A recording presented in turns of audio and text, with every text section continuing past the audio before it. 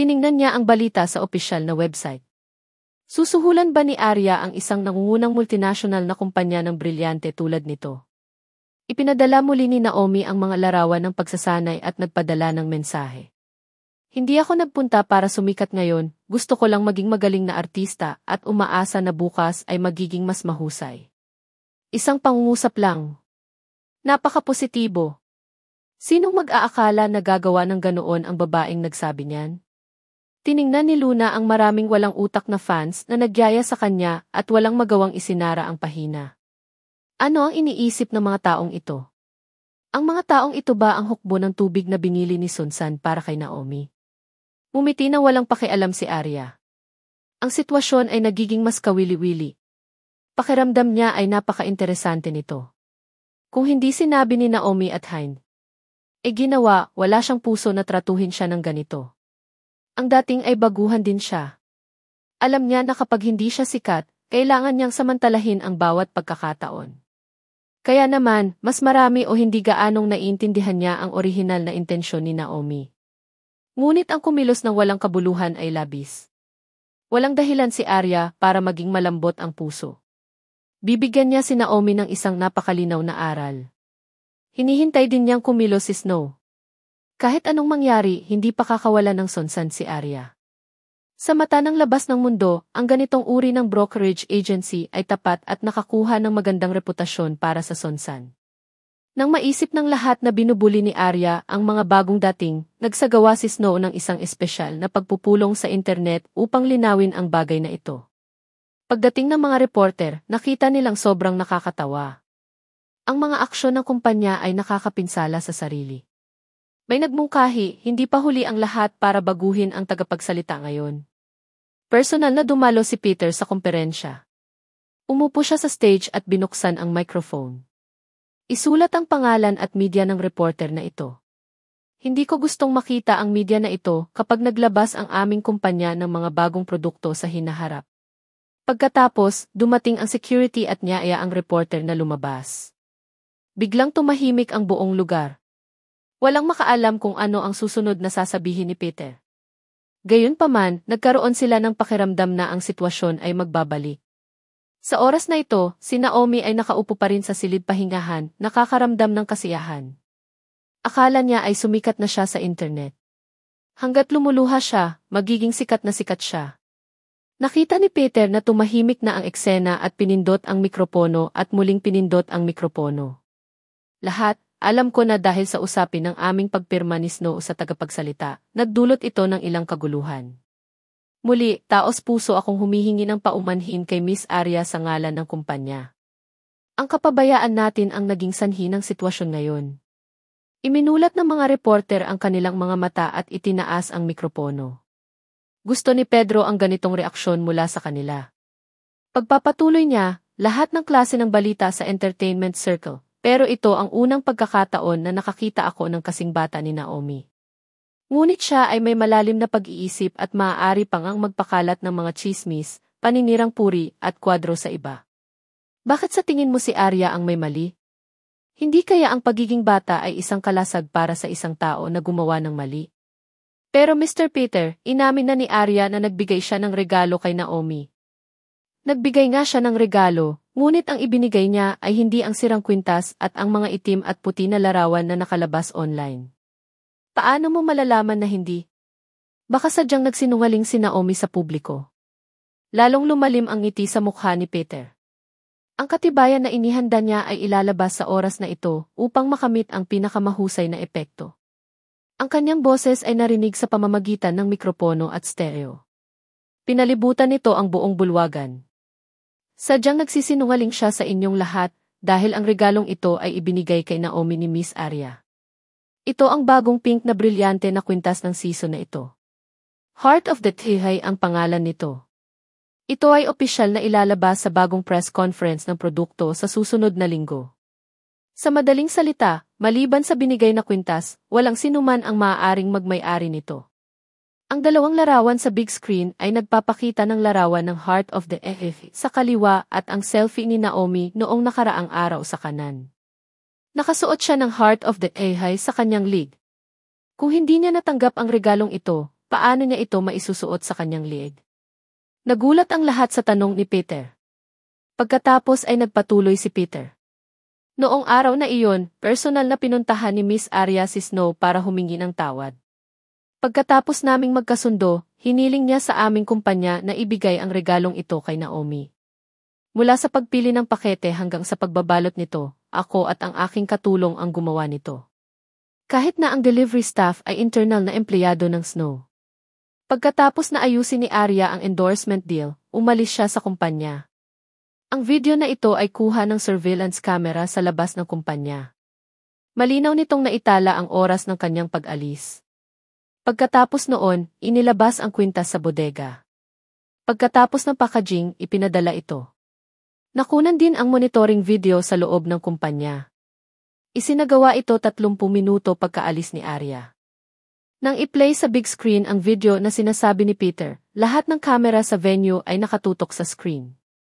Tama ang oras. Talagang pinatunayan nito na hindi pa nahawakan ni Arya ang regalong ito dati. Nakita ni Peter ang ilang reporters na nagbubulungan. Malamig niyang sinabi, ang lahat ng ebidensyang inilabas ko ay kumakatawan sa ugali ni Snow. Kung may nagtanong sa pagiging tunay ng ebidensya, kinu-question nila ang kredibilidad ni Snow. Sa mga reporter na naroroon, ang ilan sa kanila ay eksklusibong media ng Sonsan. Siyempre, gusto nilang magtanong tungkol sa ilang kapakipakinabang na impormasyon. Ang mga salita ni Pedro ay naging malinaw na ang kanilang paninindigan. Yun ang totoo. Nang tanungin ng lahat si Arya na binubuli ang isang bagong dating sa entertainment circle, tumahimik kami. Hindi namin pinahintulutan siyang gamitin ang paraang ito para malito ang publiko. Sa halip, gusto naming gamitin ang pinakapormal at transparent na paraan para linawin ang mga bagay sa publiko ngayon. Si Arya ay isang artista na may magandang moral na karakter at mahusay na lakas. Hinding-hindi niya gagawin ang ganoong bagay. Gumamit si Naomi ng salitang ti Arya upang makakuha ng katanyagan, magsinungaling sa kanyang mga tagahanga at gawa-gawang katotohanan. Lahat ng ginawa niya ay hindi katulad ng kayang gawin ng isang 17 taong gulang na bagong dating sa entertainment industry. Nang siraan siya ng mga chismis, hindi gumanti si Arya. Nagbigay pa siya ng napakamahal na regalo. Hindi ko talaga maintindihan. Paanong maraming tao ang hindi makaintindi sa kanya? Natahimik ang venue. Hindi na kailangan pang ipaliwanag ang katotohanan. Nagtaas ng kamay si Peter at unti-unting nawala ang eksena sa big screen. Self-directed drama lang iyon ni Naomi. Walang pakialam si Arya na ginamit niya ang mga salitang ti Little Arya para magkaroon ng katanyagan, ngunit naglalaro siya sa likod ng mga eksena. Ang tinatawag na sinumpa na regalo ay hindi ibinigay ni Arya. Nakatanggap si Naomi ng napakamahal na kwintas na diamante. Gumawa siya ng peking ebidensya at kinulit si Arya. Para naman kay Sonsan, isang malaking entertainment company, hindi lang nila ginabayan ang mga artistang nasa ilalim nila, nakipagtulungan pa sila kay Naomi para magpakitang gilas. Ito ay hindi na isang simpleng bagay ng kompetisyon sa pagitan ng mga artista. Noon, maraming beses nang tinanggihan ni Arya ang Sonsan. Hindi kaya maisama ng loob ang mga upper echelon ng Sonsan at gustong ipromote si Naomi, na tuluyang itinaboy si Arya sa entertainment circle. O Diyos ko! Masyadong mabilis na bumaliktad ang sitwasyon. Siguradong hindi ito maiiwasan ng Sonsan at Naomi. Sigaw ng isang reporter, bakit hindi dumalo si Arya sa press conference ngayon? Baka ayaw niyang ipagtanggol ang sarili niya. Kung nandoon siya ngayon, natatakot ako na baka pinilit mo siyang umalis bago siya bumaba ng sasakyan. Sa entertainment circle na ito, ituloy ninyo ang punto ng pagsabog. Hindi ka humihingi ng katibayan at sumulat lamang ng ilang mga headline na nakakapukaw ng kaluluwa upang maakit ang publiko. Kung hindi dahil sa amin, Snow, kumukuha ng conclusive evidence ngayon, kahit anong paliwanag ni Arya, hindi kayo nakinig, di ba? Binawi ng mga reporter ang kanilang mga mikropono at mukhang nahihiya. Umaasa ako na ang press conference ngayon ay ipaalam sa labas ng mundo ang katotohanan at hindi hayaang masaktan ang mga inosenteng tao. Tungkol kay Miss Naomi, hindi ako magkomento. Sa murang edad niya, alam na niyang gamitin ang mabuting hangarin ng ibang tao para gumawa, manira, at maglabas ng mga makamandag na salita. Hindi ko maisip kung anong uri ng tao siya sa hinaharap. We will never cooperate with such artist. Naniniwala ako na ang anumang kumpanya na may mataas na reputasyon ay hindi nais na maiugnay sa kanya. Galit na galit si Peter. Pagkatapos niyang magsalita, huminga siya ng malalim at pinatay ang mic. Yumuko siya sa audience at dahan-dahang umalis. Mula sa simula ng usapin hanggang ngayon, ang press conference ni Snow ay nabaligtad. Ang mga tagahanga ni Naomi, ang mga umatake kay Arya noon, at maging ang Sonsand na malapit ng maging second-star acting company, ay lubos na nasugatan. Ang resultang ito ay hindi inaasahan. Ang talumpati ni Peter sa ngalan ni Snow ay tahimik na naipost online at naging ang pinakakapaki-pakinabang na ganting atake. 10 minuto pagkatapos mailabas ang balita, nakatanggap si Sonsand ng hindi mabilang na mga tawag. Kinuha ng artist director ng Sonsand ang kanyang telepono at nagmamadaling pumasok sa resting room ni Naomi. Naglalaro pa rin ng phone si Naomi. Sa sandaling itinaas niya ang kanyang ulo, ang kanyang telepono ay binasag na niya. Baliw ka! Ibinaba ni Naomi ang kanyang ulo at kinuha ang aparato. Direktang dinala ng artist director ng Sonsand ang tablet sa kanya. Tingnan mong mabuti ang iyong sarili. Nasa mood ka pa bang maglaro sa ganitong oras? Ang pasukan ay puno ng mga tauhan na nanonood ng palabas. Lahat sila gustong malaman kung ano ang nangyari. Napasigaw si Naomi at kinuha ang tablet. Ang mainit na paghahanap at lahat ng uri ng mga post ay may parehong pamagat. Si Snow ang nagsasalita para kay Arya. Sinira ni Naomi ang kanyang kinabukasan. Actually may ganyang bagong dating. Naomi, umalis ka na sa entertainment circle.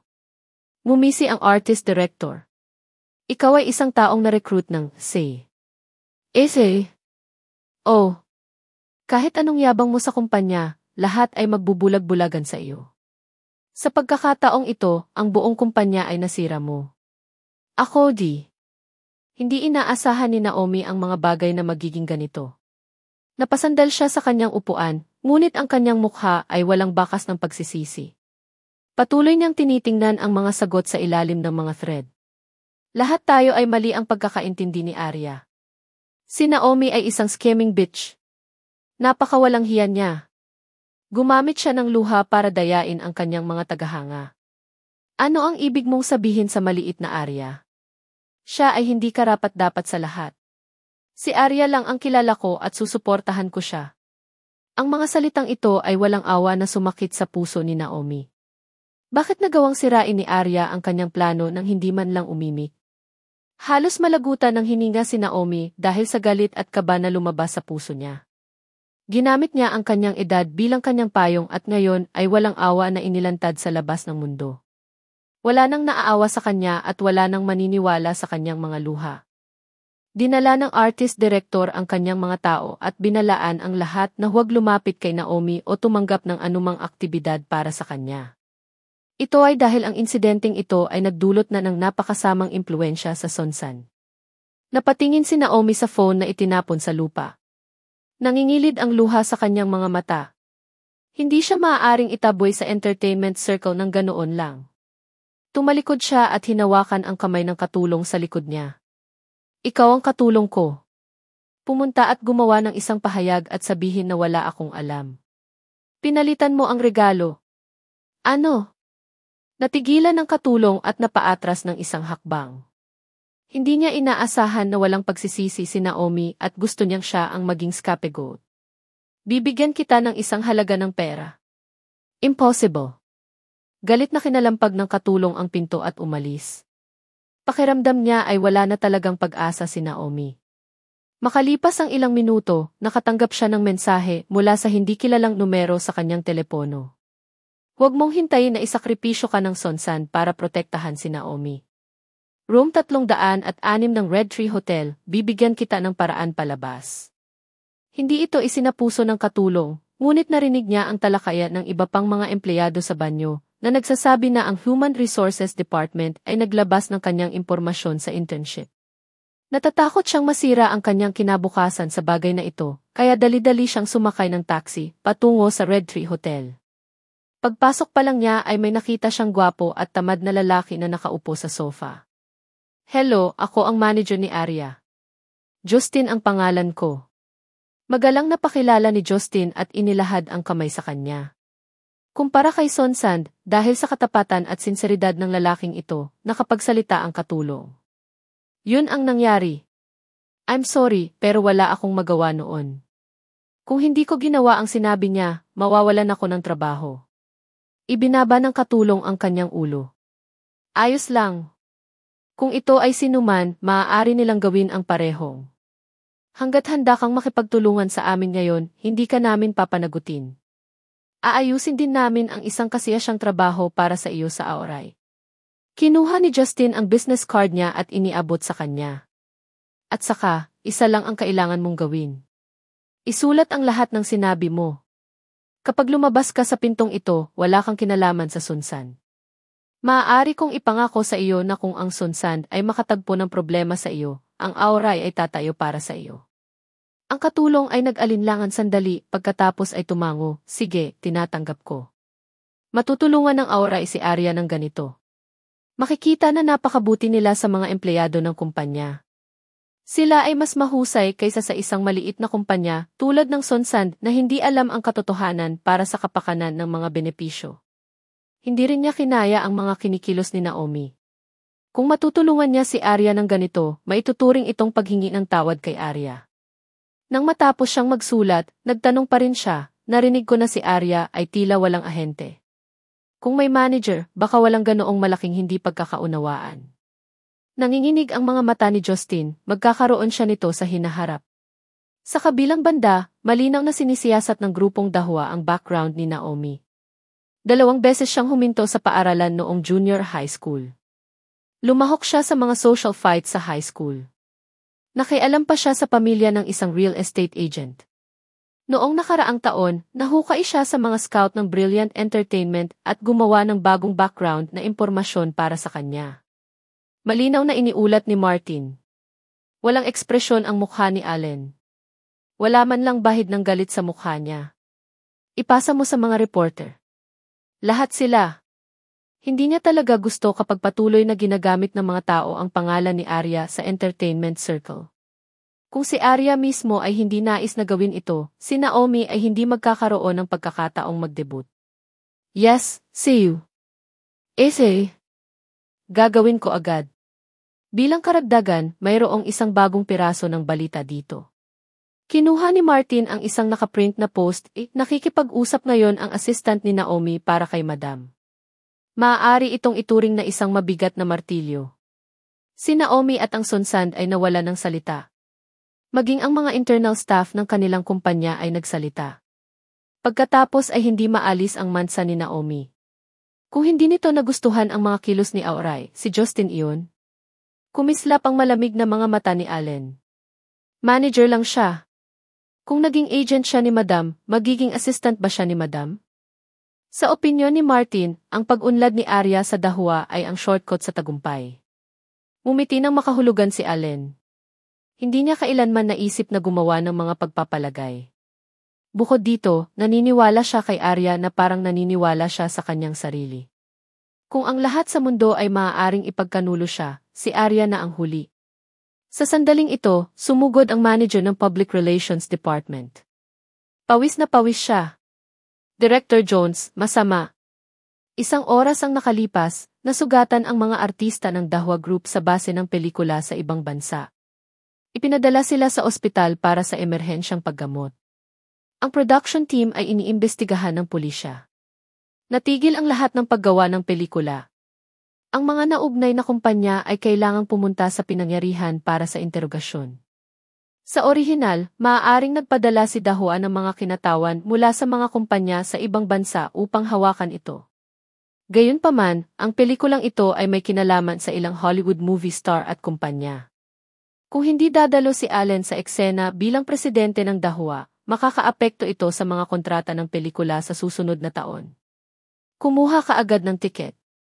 Pagkasabi niya noon, kinuha niya yung jacket niya at naglakad papuntang parking lot. Saan pupunta si Director Jones? Pinunasan ng manager ng Public Relations Department ang pawis sa ulo at kinakabahang nagtanong. Sa ganoong kritikal na sandali, ang unang destinasyon ni Allen ay hindi ang airport. Umubo si Martin, iyon ang pribadong bagay ng presidente. Nasa bahay pa rin si Arya na naghahanda ng hapunan nang marinig niyang bumukas ang pinto. Tumingin siya sa oras. Natapos mo ang iyong trabaho ng maaga ngayon? Nakita niyang iba ang ekspresyon ni Allen sa karaniwan. Kailangan kong pumunta sa isang business trip.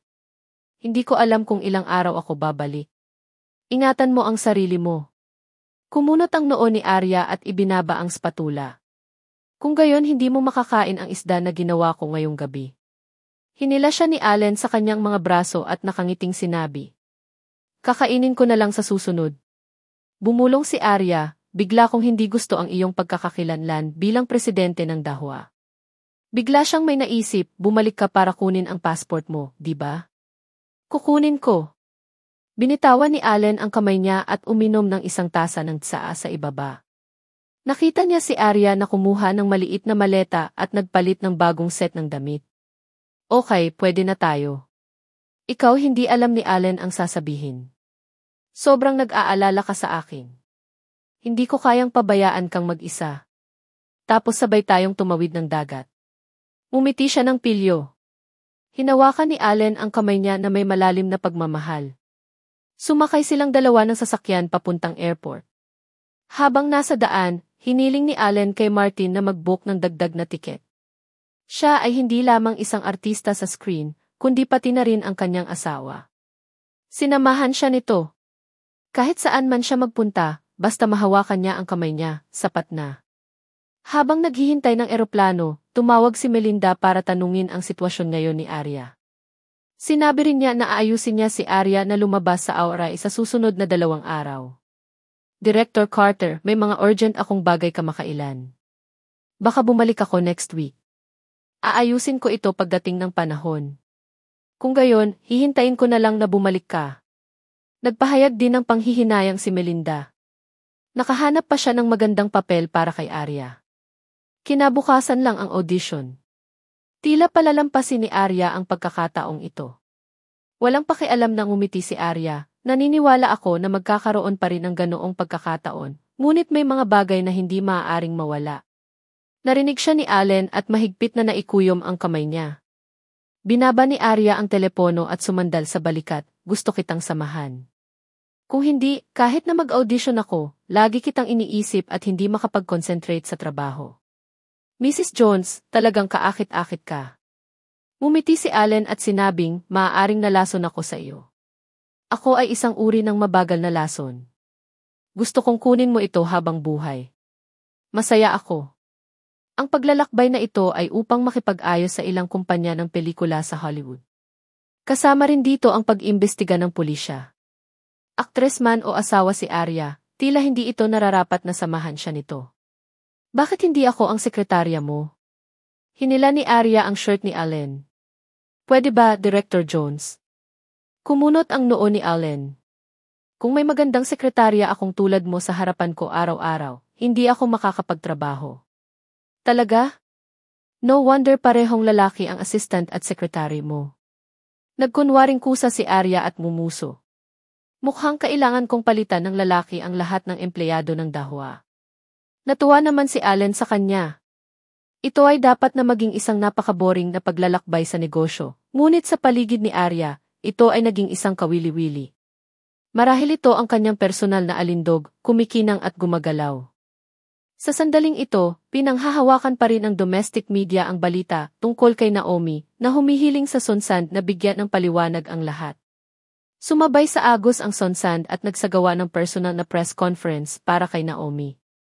Sa harap ng kamera, may ilang beses na nagmumukha siyang haggard at naluluha. Nagsiselos daw siya saglit kaya naman nauwi siya sa ganito. Wala naman siyang masamang intensyon. Naiinggit lang siya sa lakas ni Arya at gusto niyang maging kasing husay niya. Higit pa rito, nagpanggap siyang sinsero at humingi ng tawad sa kanyang mga tagahanga. Tila gusto pa niyang maglaro ng mga emosyonal na baraha para makuha ang simpatya ng lahat. Bilang karagdagan, ang Sonsand ay gumastos ng pera upang bumili ng isang batch ng internet trolls para sa kanya. Saglit, parang gusto niyang hugasan ng malinis ang mukha. Umiling si Melinda nang makita ang balita. She is only 17 years old, yet she has such deep thoughts. Kung gagamitin niya ang lahat ng luhang ito sa set, siguradong napakaganda ng epekto nito. Umupo si Justin sa tapat niya. Ibinaba niya ang kanyang ulo, hindi makita ang kanyang emosyon. Justin, hindi madaling pangunahan si Arya. Sana makaya mo talaga ang responsibilidad ng isang ahente. Sabi ni Melinda. Makikitang mahal na mahal niya si Arya. Bihira kang masyadong mag-aalaga sa babaeng artista, ngumiti si Justin. Sige, inaamin ko na medyo ekstreme ang mga salita ko noon. Si Arya ay talagang napakaliwanag at nagkakahalaga ng paghukay. Just Kisa looking at her attitude when handle this matter, I am sure na hanggat hindi siya nagbabago, siguradong magiging superstar siya in the future. Kung gayon, ipapaubaya ko sa iyo ang lahat. Isang ngiti ang isiniwalat ni Melinda, at saka, wala pa ring laman ang posisyon ng artist-director ng kumpanya. Ang tagal kong hinihintay ang pagbabalik mo. Bagamat mahusay na gumanap sina Maria at Walter sa paglipas ng mga taon at nakapagsanay ng maraming magagaling na artista, gusto ni Melinda ang isang manager na tapat sa kanya, at hindi isang katulong na tulad nila na alam lamang kung paano kumilos sa ibabaw. Isa rin itong mahalagang dahilan kung bakit ginamit niya si Arya para pumirma ng kontrata kay Auray para imbitahan si Justin pabalik. Gusto niyang maging artist-director ng Auray si Justin. Sa ganitong paraan, magiging win-win situation ito. Nakagawa na ako ng exception sa pamamagitan ng pagpayag na maging manager ni Arya. Hindi ako interesado sa posisyon ng direktor. Hulaan ni Melinda na tatanggihan niya. Bumuntong hininga siya at sinabing, maraming beses ko na ring tinanggihan si Maria, pero ibang-iba ang ideolohiya niya sa ideolohiya ko. Sa pagpupulong sa umaga, iminungkahi pa niyang pirmahan si Naomi. Hindi ko mailalagay ang ganoong tao sa isang mahalagang posisyon. Tinapik niya ang balikat ni Justin. Mayroong ilang mga bagay na maaari lamang sabihin dito. Hindi nagtagal pagkalabas ni Melinda sa kanyang opisina, pumasok si Maria na may dalang 2 tasa ng kape. Naaalala ko pa rin na pinakagusto mo ang American coffee at hindi kailanman nagdadagdag ng asukal. Umiti siya at umupo. Nagtaas ng kilay si Justin. Lumabas ka. Naging awkward ang ngiti ni Maria, ngunit hindi siya sumuko. Justin, alam kong balak mong bumalik sa Auray. Nagkaroon nga tayo ng masasamang bagay sa nakaraan, ngunit kailangan mong maniwala sa akin. Hindi ako nakilahok sa bagay na iyon. Hindi ako maniniwala sa iyo. Lumabas ka. Pagkasabi noon ay itinapon ni Justin ang tasa ng kape sa basurahan. Nagangalit si Maria sa galit at kinailangan ng umalis. Puno ng puot at selos ang kanyang mga mata. Justin Palmer, masyado mong mababa ang tingin mo sa akin. Hindi na ikaw ang gintong manager mula 5 taon na ang nakakaraan. Hindi niya akalain na sa mga susunod na linggo, mahuhulog siya mula sa ulap patungo sa impyerno. Kakababa pa lang nina Arya at Allen sa eroplano nang ipadala sila sa isang sangay ng dahwa sa ibang bansa. Nagpalit si Arya ng suit na damit na inihanda niya. Itinali niya ang kanyang buhok at naglagay ng formal makeup. Siya ay tumingin pambihirang maganda at marangal. Sinamahan siya ni Arya sa ospital bilang sekretarya ni Allen para bisitahin ang mga sugatang aktor. Nakipagkita rin siya sa ilang iba pang kumpanya ng pelikula. Parang naging swebe ang lahat. Maliban sa mga mamumuhunan na humihiling ng pag-withdraw ng mga pondo, inilagay din nila ang lahat ng sisi sa mga aktor na naging dahilan upang mahulog ang kumpanya ng sangay ng dahwa sa isang mahirap na sitwasyon. Director Jones, nandito na si Mr. West. Ang taong ito ay mabuting kaibigan ni Allen sa loob ng maraming taon at dati rin niyang kaklase. Siya ay nasa industriya ng pelikula sa Hollywood sa loob ng maraming taon at may maliit na impluwensya. Imbitahan mo siya. Nang matapos siyang magsalita ay bumaling muli ang tingin niya kay Arya. Iba ang ekspresyon niya kumpara noong nag-aasikaso siya ng mga opisyal na usapin. Kapag tinitingnan niya si Arya, lagi itong maamo. Si West ay gwapo at walang pigil. Marami siyang magagandang bida sa pelikula bilang kanyang mga kasintahan. Pagpasok pa lang niya sa pinto ay napansin niya si Arya. Paanong ang gayong magandang mukha at figura ay isang ordinaryong sekretarya? Higit pa rito, dinala siya ni Allen sa isang business trip sa ilalim ng ganoong mga pangyayari. Bagong sekretary? Naalala niyang lalaki ang sekretarya ni Allen noon pa man. Tumingin siya kay Arya ng ilang beses at medyo magaan ang tingin niya. Sabi ni Allen sabay hawak sa kamay ni Arya. Wala siyang pakialam na malaman ni West ang tungkol sa kanilang matalik na relasyon. Hindi naman pwedeng ganoon ang relasyon, di ba? Aking asawa, bigyang pansin ang iyong tono at mga salita. Seryosong sabi ni Allen. Natigilan si West. May asawa ka na. Kailan? Bakit wala akong natanggap na balita? Isang lalaki na matatawag na emperador sa entertainment industry ay talagang nagpakasal ng palihim. Bigla niyang naramdaman na pamilyar si Arya at biglang napatampal sa kanyang noo. The Asian female star in the reality show last time was her. Hindi niya talaga akalain na ikakasal talaga si Allen sa isang female star sa industriya. Biglang naging komplikado ang ekspresyon niya. Agad siyang bumangon at magalang na inilahad ang kamay kay Arya. Mrs. Jones, pasensya na. Tumango si Arya at mumiti, parang binati siya. Laking gulat ni West sa biglaang balitang ito. Sabihin mo sa akin ang tungkol sa bagay na ito. Kilala mo ba ang mga namumuhunan? Nahulaan ni Allen na hinihiling ng kabilang partido si West na maging isang lobbyist. Hindi ko sila kilala, pero ilang beses silang nagkatrabaho, pero I think they went too far. Pananagutan ng lahat ang biglaang aksidente sa set. At saka, ang kumpanya mo ang may pinakamaraming pinsala sa oras na ito. Kung hindi mo ito aalagaan ng maayos, malaki ang magiging epekto nito sa pagpasok ng iyong kumpanya sa industriya ng pelikula sa Hollywood sa hinaharap. Talaga. Kung hindi ko sinasadyang pumunta dito. Sa kabutihang palad, ang kanilang mga pinsala ay nasa ilalim ng kontrol, ngunit ang dalawang taong ito ay ang mga taong susuportahan ni Dahua sa hinaharap. Ngayon, kinailangan ni Allen na magpahinga sandali. Mahalaga ang pag-arte, pero kung gusto niyang ipagsapalaran ang buhay ng isang celebrity sa ilalim ni Dahua, mas gusto niyang hayaan silang magpalit ng karir. Nakita ni Arya ang panghihinayang at guilt sa mga mata ni Allen. Na-touch siya. Tanging isang matapat na ahensya ng brokerage, tulad ng Dahua ang magtatrato sa mga artista bilang pamilya. Hindi lamang hindi sumuko si Allen sa kanila, siya rin. Sinubukang bumili ng oras para makapagpahinga sila habang inaasikaso ang mga bayarin sa medisina. Hindi niya hahayaang masaktan sila at sumali sa production team.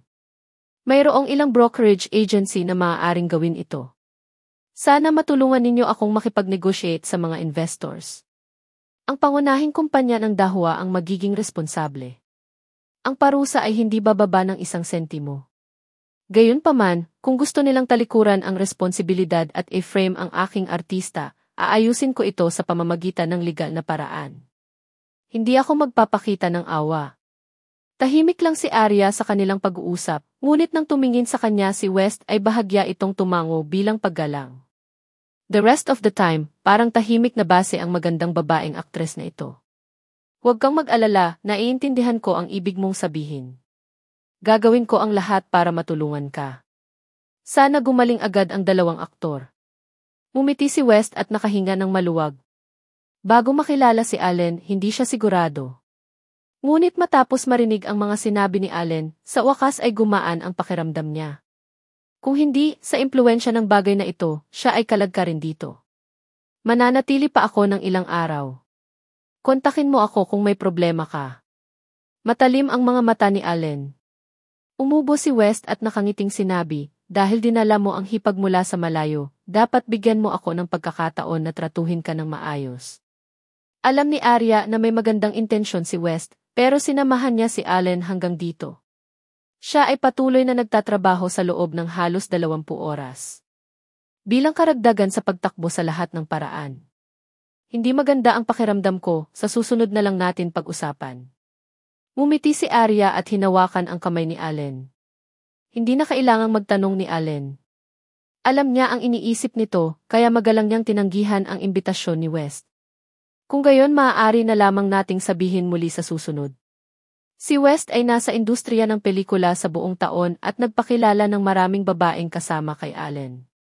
Ngunit sa tuwing bubukan niya ang kanyang bibig, tatanggihan ito ng huli. Ito pala ay dahil may napakagandang kagandahan sa bahay. Bago umalis si West, pinaalis siya ni Allen. Ang aking kasal ay isang sikreto sa ngayon. Hindi naintindihan ni West noong una, ngunit sinabi sa kanya ni Allen ng kaunti at agad niyang naintindihan.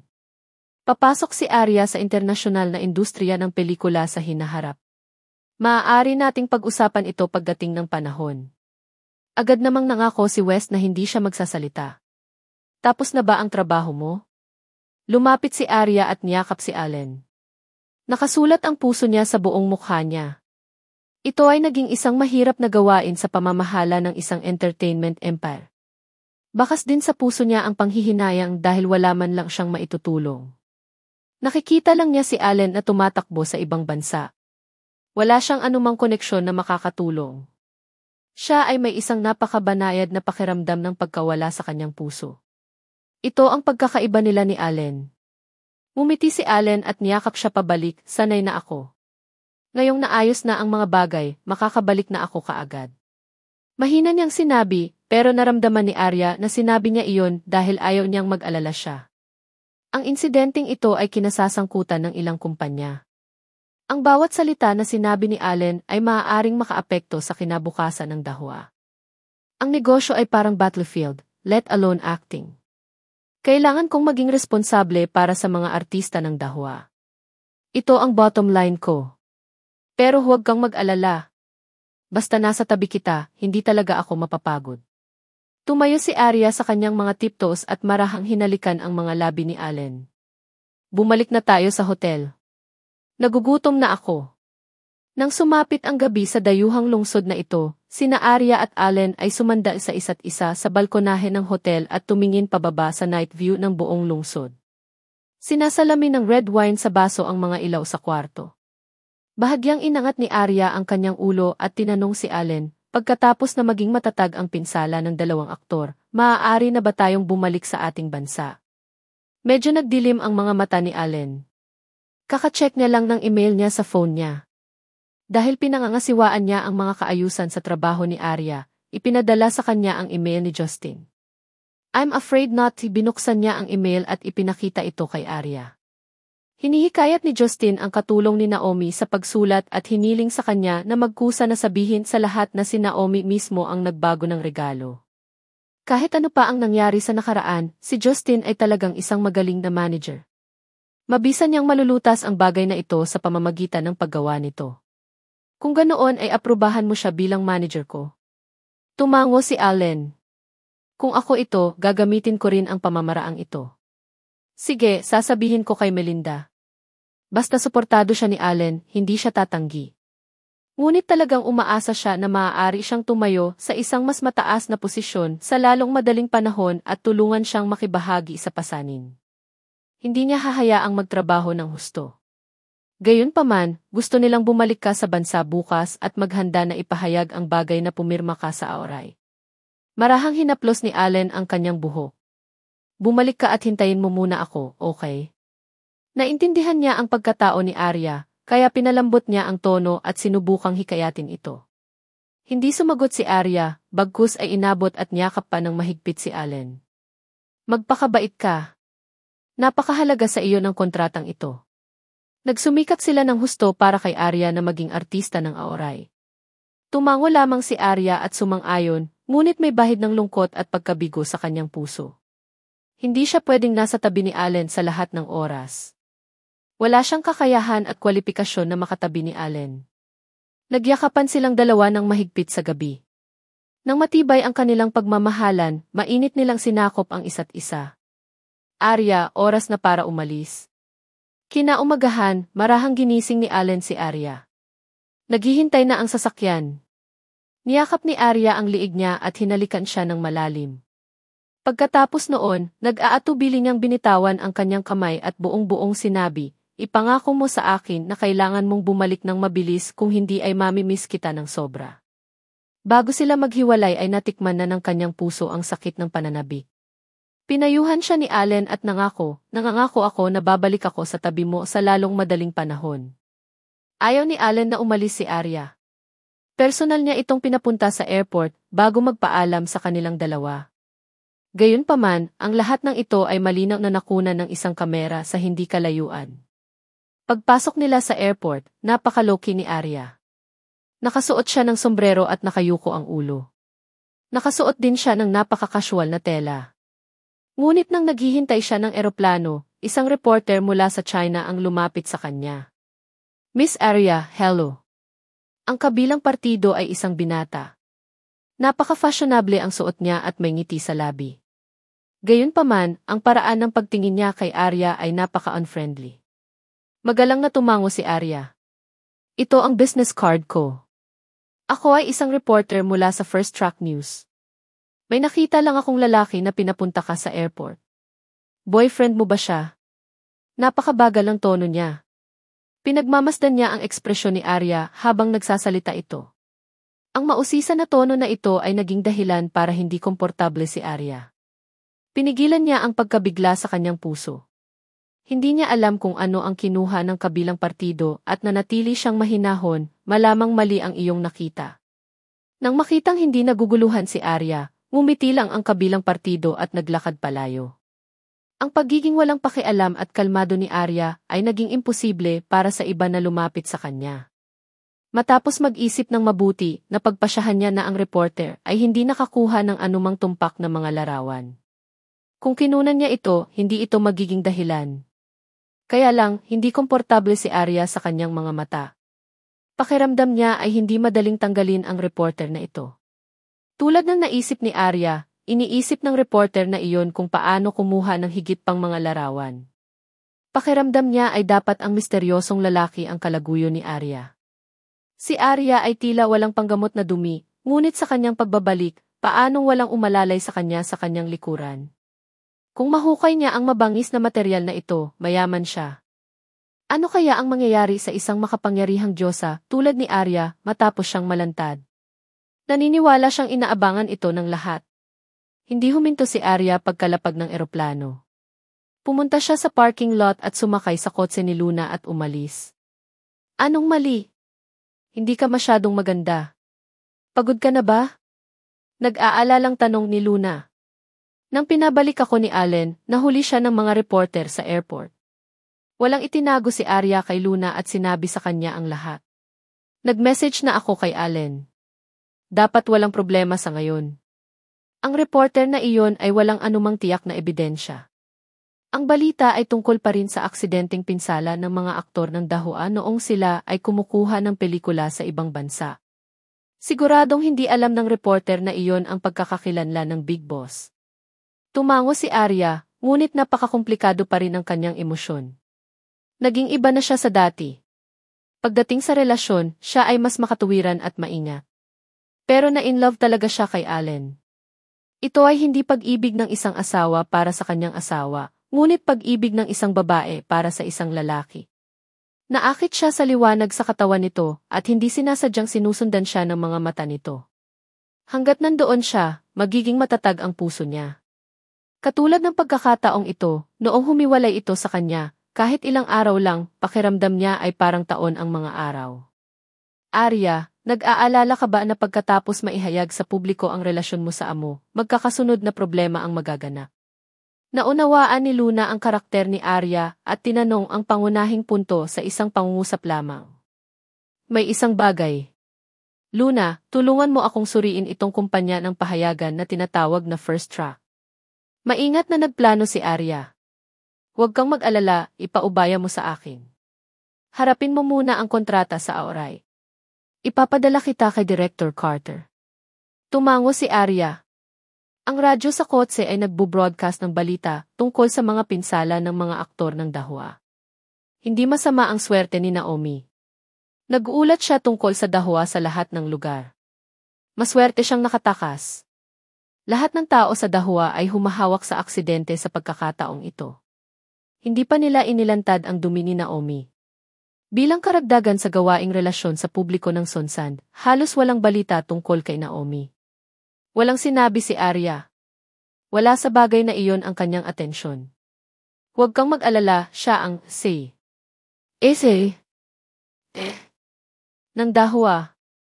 Ang ganitong uri ng insidente ay tiyak na malulutas ng perpekto. Pinalitan ni Luna ang music channel para makapagpahinga si Arya. Nasa ibang bansa pa rin ang puso niya kay Allen. Nakita niya ang lakas ni Allen, ngunit kahit ganoon, hindi niya maiwasang mag-alala para sa kanya. Dahil confidential pa rin ang pagpirma ni Arya sa kontrata, sa bahay ni Melinda ang meeting place. Pagkapasok ni Arya sa pinto ay nakita niyang nakaupo na si Justin sa sofa. Diretso itong naglakad at umupo sa hindi kalayuan sa kanya. Mukhang hindi nasisiyahan si Luna. Kung hindi lang dahil kay Justin, hindi magiging ganito kagulo si Naomi. Sa kabutihang palad, ang bagay ay nalutas sa oras. Kung hindi, malaki ang epekto ng acting career ni Arya. Arya, Justin, dapat magtulungan kayong dalawa sa hinaharap. Inilapag ni Melinda ang kape sa mesa. Napakalinaw ko sa iyong lakas. I need you two to trust each other and support each other. Naiintindihan mo ba? Napakalinaw ng kahulugan ng kanyang mga salita. Ayaw na niyang maulit ang bagay na ito. May kondisyon ako. Kalmadong ibinuka ni Arya ang kanyang bibig at sinabi kay Melinda, kailangan ko ng sapat na pribadong espasyo. Napangiti si Justin nang marinig siya. Huwag kang mag-alala. Wala na akong hihilingin maliban sa trabaho. Kung gayon, sana ay gawin mo ng maayos ang iyong trabaho at huwag nang magkamali muli. Lumalim ang ngiti ni Justin. As he expected, very skilled artist talaga si Arya, napakasarap ng taste ni Melinda. Tapos napakalinaw ng susunod na mangyayari. Gusto ko kayong lahat na maging golden partners ng Aorai at makipagkumpetensya kina Maria at Walter. Ang pinakamahusay na mapagkukunan ng kumpanya ay kailangan ninyong lahat na gamitin ang inyong lakas para ipaglaban. Naiintindihan. 2 salita lang ang sinabi ni Justin.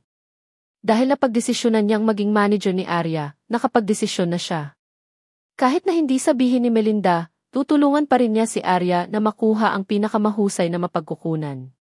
Nagsimula na akong maghanda para sa signing ceremony. Sa oras na iyon, hahayaan ko kayong lahat na dumalo ng sama-sama. Sinabi ni Melinda ang plano. Ito ang tanging paraan upang mag-iwan ng malalim na impresyon. Gagawin ko ng maayos ang trabaho ko. Kalmadong ibinuka ni Arya ang kanyang bibig at dahan-dahang ininom ang kanyang kape. Walang sinabi si Justin. Ang lakas niya doon. Arya, may isa pa akong gustong kumpirmahin sa iyo. Kailangan mo bang malaman namin ng maaga ang tungkol sa iyong relasyon? Ang premise na ang brokerage agency ay responsable para sa artist ay ang artist ay kailangang maging tapat. Kung hindi, kapag nalantad ang ilang mga dumi, hindi ito kaagad malulutas ng brokerage agency.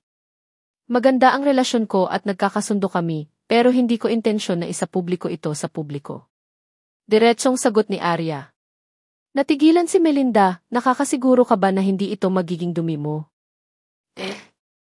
Walang balak si Arya na itago ito. Pansamantalang hindi isinapubliko ang usapin ng pagiging manliligaw niya ni Allen. Nang marinig ni Justin ang mga salita ni Arya, isang masalimuot na ngiti ang ipinakita niya. Naniniwala ako kay Arya. Dahil sinabi niyang hindi siya magiging banta, itatago namin ito at hilingin sa iyo ang lahat ng kaligayahan. Nagsalin si Melinda ng isang baso ng red wine. Ito ay isang kapaligiran na kailangang ipagdiwang sa sandaling ito. Originally, sumasakit pa rin ang ulo ko sa usapin ni Naomi, pero lubusang binaha ang bagay ng Dahwa. Kawawa naman ang 2 artistang iyon. Dahwa. Bahagyang nagdilim ang mga mata ni Arya.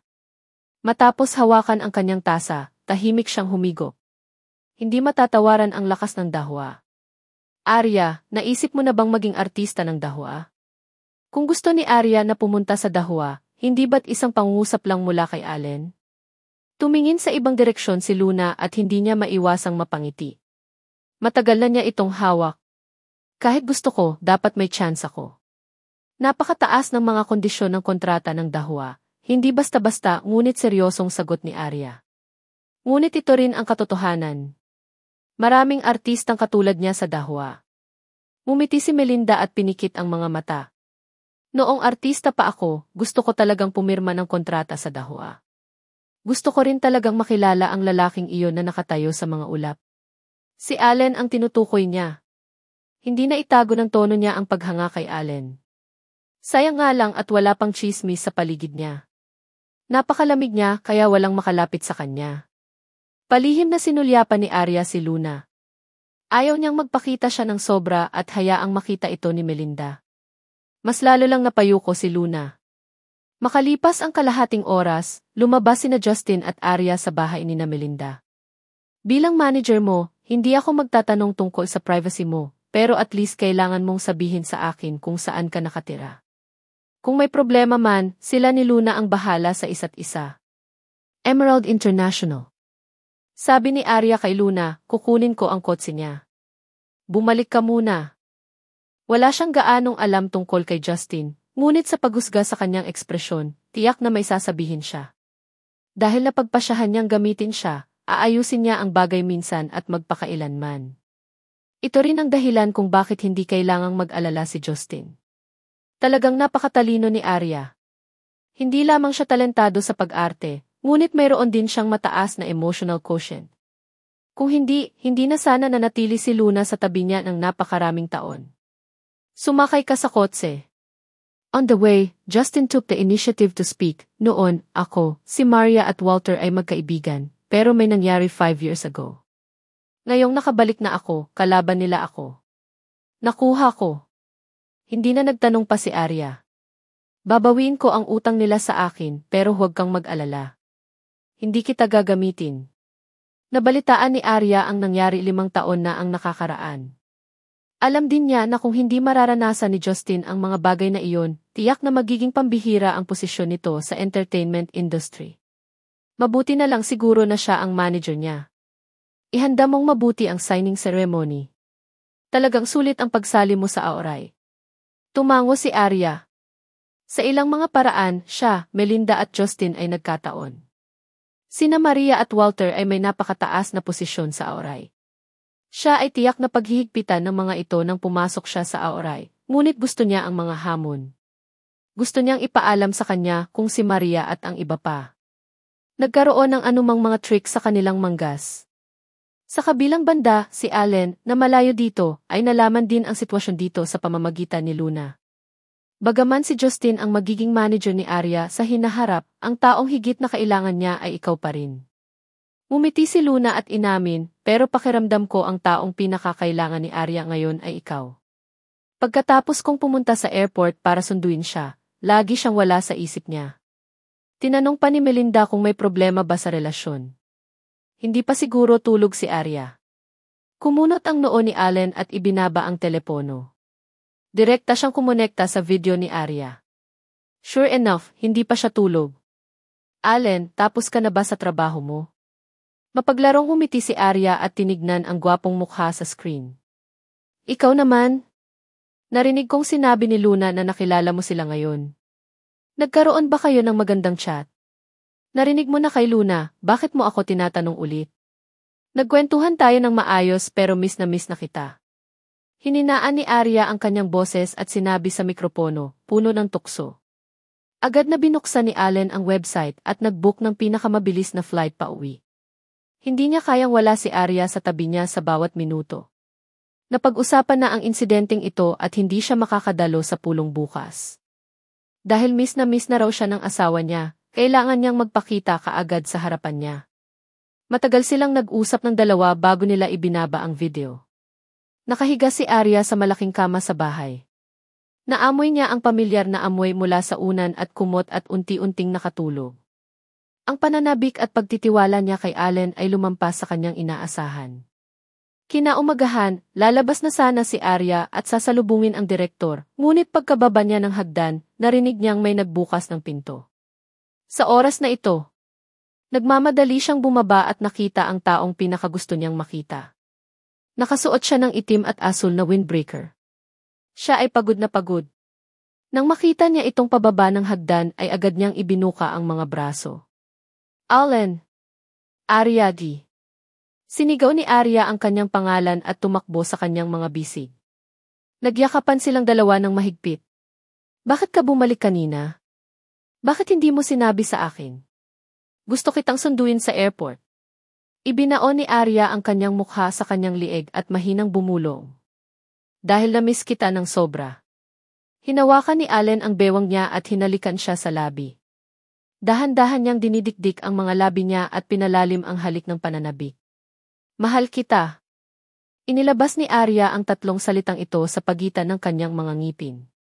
Wala nang makakapagpahayag ng kanyang pagmamahal ng higit pa sa gayong madamdaming pag-amin. Mas mahal kita. Bumaba ang ulo ni Allen at tumingin sa kanya. Alam niya kung gaano kasakit ang nakaraan niya. Ngayon ay maaari na niyang buksan ang kanyang puso para sa kanya. Sobrang na-touch si Allen. Nanumpa siya sa kanyang puso na mamahalin at mamahalin niya ito habang buhay. May gagawin ka pa. Pumunta ka. See you later. Malumanay na sabi ni Allen at inakay siya palabas. Late ng 10 minuto si Arya. Nang makapasok siya sa kotse sa pintuan, dumilim ang mukha ni Justin. Sinasayang mo ang iyong buhay sa pag-arte sa pamamagitan ng pag-aaksaya ng iyong oras. Worth it ba ang effort mo sa lalaking iyon? Sandaling natigilan si Arya. Tapos tumango siya ng seryoso. Siya ay nagkakahalaga. Parang hindi mo gusto ang posisyon ng international movie star, kundi ang relasyon ng lalaki at babae. Kung gayon, bakit pinilit mong kunin ang kontrata ni Auray? Mas bagay sa iyo ang ibang acting company. Paano mo nalaman na ayaw ko? As don't think there is any conflict between these two matters. Natahimik si Justin. Sa sandaling ito, nakita niya ang isa pang babae sa Arya. Noon, ganoon din ang sinabi ni Rachel. Nanginginig ang mga mata niya at komplikado ang ekspresyon niya. Hulaan ni Arya na naisip niya ang nakaraan, ngunit hindi na nila ulitin ni Allen ang parehong pagkakamali. Alam ko na ang ginagawa ko ngayon. Mahal ko ang trabaho ko pero hindi ako susuko sa mahal ko. Nang makitang iginiit ni Arya na hindi natuloy si Justin. Tumingin siya sa labas ng bintana, depende yan kung gaano kakatagal. Tingnan natin kung gaano kakaya ang lalaking tinatago mo. Sana nag-alala lang ako. Medyo humina ang boses ni Arya. She said firmly, kung hindi dahil sa kanya, hindi ako makakalakad hanggang ngayon. Kung magtagumpay ako at wala siya sa tabi ko, mas gugustuhin kong wala. Napakatahimik ng sasakyan. Naintindihan naman ni Justin ang ibig sabihin ni Arya. Sa isang ulirat, naisip niya ang mga alaalang nakatatak sa kanyang isipan. Matagal na silang magkakilala ni Rachel.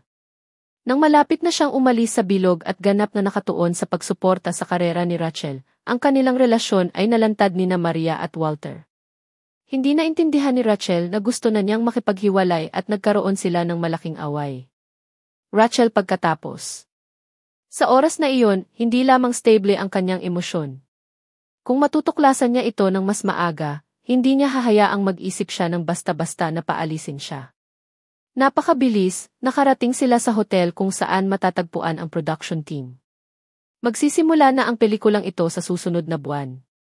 Bagamat isa lang itong guest case supporting role, ipapalabas ito sa panahon ng Golden Week holiday na lubos na magpapalaki sa iyong exposure.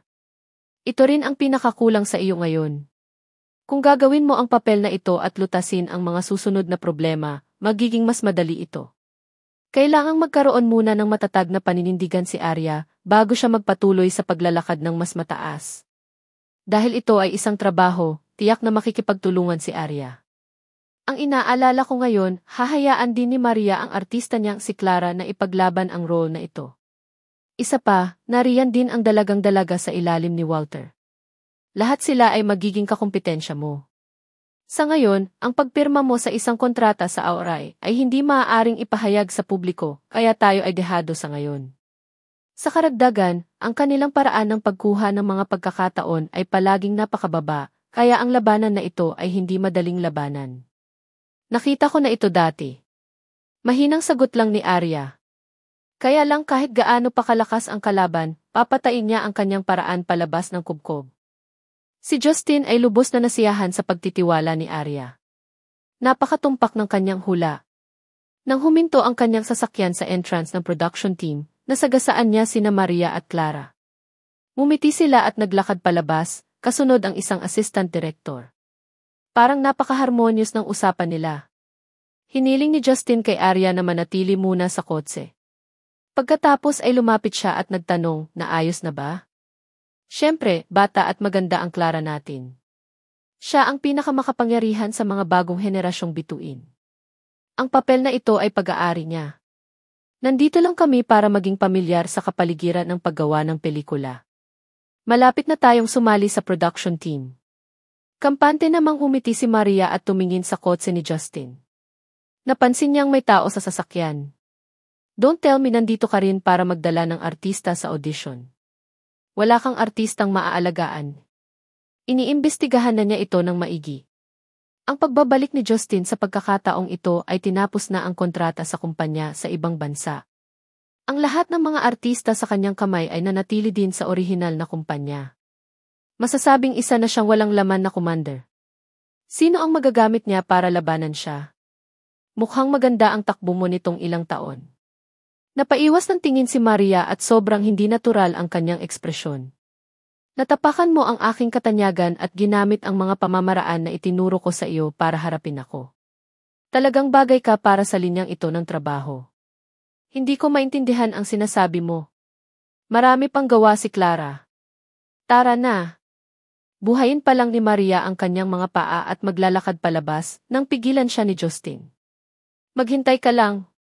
Hahayaan kitang magkaroon ng lasa ng kabiguan. Lalo na ang isang tulad ni Maria na nagpaplano at naglalaro, kapag siya ay nabigo, ito ay magiging napakalalim. Nang makita silang umalis sa gulat, nagdilim ang mga mata ni Justin. Binuksan niya ang pinto ng sasakyan. Tara na. Nakita na ni Maria ang direktor. Baka nasa panganib tayo. Sa industriyang ito, ang bilis at mga patakaran ay kailangang pangalagaan. Kung sobrang nasiyahan ang direktor kay Clara bago sila umalis, napakahirap para kay Arya na makuha ang papel na ito. Alam mo bang gustong pirmahan ni Maria si Naomi? Biglang tanong ni Justin. Kumunot ang noo ni Arya. Narinig ko. Pero parang tinanggihan ni Direk Carter. Tutal, pinirmahan na siya ng Aoray, kaya paano nila pipirmahan si Naomi? Ngunit nabalitaan ko na hindi sumuko si Maria at patuloy na nakipagkita kay Naomi ng pribado. Malapit na yata siyang magtatag ng sarili niyang pamilya. Sa oras na iyon, gagamitin ni Naomi ang iyong reputasyon. Kaya hindi natin mabibigo ang laban na ito. Napuno ng lamig ang maningning na mga mata ni Arya. Alam niya kung ano ang gagawin. Pagkasabi pa lang nila ng kanilang pakay sa pagpunta ay pinigilan sila ng assistant ng direktor. Napagdesisyonan na ang role na ito. Dapat bumalik na kayo. Ang kanyang mga salita ay itinuturing na magalang. Tanong ni Justin. Nandito tayong lahat. Pwede ba nating makilala si Director Clerk? Napaka-busy ni Director Clerk. Naiinip na ang katulong. Kinuha niya ang telepono, hindi pinansin at umalis. Walang pakialam na tumingin sa kanya si Arya. Pagkalipas ng ilang taon, hindi ko inaasahan na magiging ganito pa rin ang bilog na ito. Napakamot ng ulo si Justin at nagdial ng number. JC, ako na. Gusto kong itanong kung nasaan na si Director Clerk. Matapos siyang makausap saglit, tiningnan ni Justin si Arya at inakay siya papasok. Makalipas ang 10 minuto, nakita nila si Director Clerk sa isang lounge. Matapos makita ni Director Clerk si Maria, nagpasya siyang gamitin si Maria. Kaya nagtago siya dito. Ayaw niyang mahanap siya ng ibang managers. Hindi niya inaasahan na mahahanap siya ni Justin. Umubo siya, tumingin kay Justin at saka tumingin kay Arya. Alam ko kung bakit ka sumama. Sa totoo lang, mas malakas si Arya kaysa kay Clara, pero mas bagay kay Clara ang age setting ng karakter na ito. Pumayag din ako kay Maria. Kayong lahat ay mga tagapamahala ng Aoray. Ito. Maaari kayong bumalik at makipag-ayos. Hindi malinaw ang sinabi ni Director Clerk. Hindi niya sinabing okay lang, ni hindi niya sinabing hindi okay. Ayaw niyang masaktan ang sinuman. Director Clerk, papagandahin pa ni Arya ang pelikulang ito. Dapat alam mo ang lakas niya. Sa halip na gumamit ng bagong dating na tulad ni Clara, si Arya ay makakaakit ng mas maraming audience. Mukhang nag-aalangan si Director Clerk. Actually, pumirma na ng kontrata si Arya kay Aoray. Sa hinaharap, ang kanyang mga eksena at exposure ay hindi magiging mas mababa kaysa kay Clara. Kaya, dapat mong isaalang-alang ito muli. Napaisip si Director Clerk pero nagdadalawang isip pa rin at tumanggi, nakapirma na ako ng kontrata kay Maria. Kung dumating kayo ng mas maaga, hindi ko ito pinirmahan. Walang ibang paraan, maaari lang tayong magtulungan sa hinaharap. Sinubukan muli ni Justin na hikayatin si Director Clerk, ngunit ang huli ay umiling pa rin. Dahil madalas kaming nagtutulungan noon, binibigyan kami ng pagkakataon ng Director Clerk. Gustong gampanan ni Arya ang iyong bahagi. Ginawa ni Justin ang lahat ng kanyang makakaya. Masasabi ni Arya na talagang gusto niya itong tulungan. CJ, pangako ko sa'yo. Pag-iisipan ko ulit. Kung tutuusin, may advantage din si Clara. Napabuntong hininga si Director Clerk. Sa katunayan, lahat ng ito ay dahil kay Justin. Magaling! Director Clerk, mahihirapan akong panatilihing sikreto ang usapin ng pagpirma ni Arya ng kontrata sa Aoray. Naghahanda kami ng isang grand signing ceremony para sa kanya. Sa oras na iyon, tiyak na tataas ang kanyang halaga. Ipinahiwatig niya kay Director Clark na hindi niya dapat palampasin ang pagkakataong ito. Pag-alis nila, dinaya ni Director Clark ang number ni Maria. Kanina lang ako hinanap ni Justin. Anong problema ni Aoray? Siya. Gusto rin niya ang role na iyon. Hindi binanggit ni Director Clerk ang pangalan ni Arya. Pagkatapos ng lahat, ito ay sariling pamilya ni Aoray. Hindi ka sasang-ayon sa kanya, hindi ba? Director Clerk, matagal na tayong magkakilala. Ikaw ang unang nangako sa akin. Nagsimulang maglaro si Maria ng relationship card. Ang tanging nasabi ni Director Clerk. Gagamitin ko si Clara. Huwag kang mag-alala. Buong pagmamalaki ni Maria. Paano kung bumalik si Justin? Hindi na siya makabalik sa kanyang peak state. Ngunit isang bagay ang napalampas ni Maria. Sa likod ni Arya, naroon ang pinakamakapangyarihang tao sa entertainment empire na tumutulong sa kanya. Nang matanggap ng Dahua General Secretariat ang balita, agad itong iniulat kay Allen. Matapos matanggap ang utos, nagdala si Martin ng 2 tao mula sa Public Relations Department at sumugod sa Director Clerk. Direktor, ang sekretarya ng Pangulo ng Dahua, nandito si Martin Knight. Ano? Papasukin mo siya agad. Agad namang lumabas si Director Clerk para salubungin si Martin. Napakainit niya kay Martin. Secretary Knight, bakit ka nandito?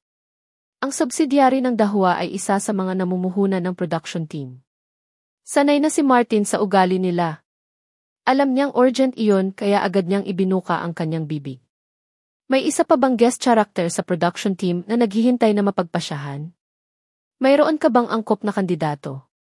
Naintindihan naman agad ni Director Clerk ang ibig sabihin ni Martin. May kandidato talaga. Pansamantala kaming magtatalaga ng bagong miyembro ng Aoray, si Clara. Gayunpaman, kung nais ni Director Jones na hayaan ang artista ng Dahua na lumahok sa pelikula, tatanggapin siya ng aming produksyon. Sobra. Ang mga artista ng Dahua ay lahat ay napakahusay. Kung sila ay sumali, hindi siya matatakot na ang Aoray ay magdulot ng kaguluhan para sa kanya.